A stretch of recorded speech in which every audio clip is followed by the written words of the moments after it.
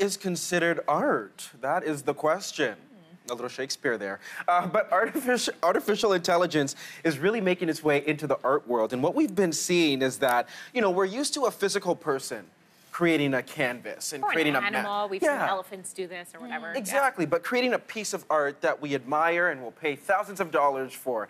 But what we've seen is that there's this new computer system that is essentially teaching computers how to create art through artificial intelligence. And recently, one of its first pieces sold for just over $15,000 Canadian. I mean, so it's not bad.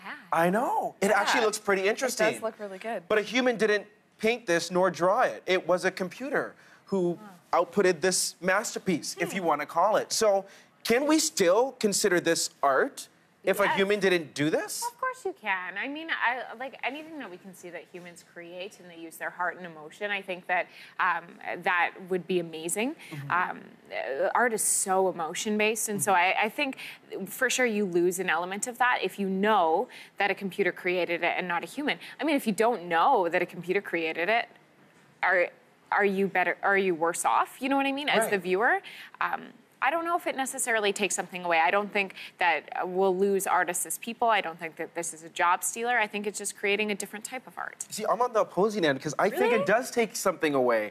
Because when you look at the Mona Lisa, right, you think about what was the artist thinking when they were drawing and then when they were painting, what was going through their mind, right? What was the emotional, movement there? You think about the artist when you look at art? Yeah, really? because that's the thing. It's like, even if it's 3 lines, why was this line shorter than that line?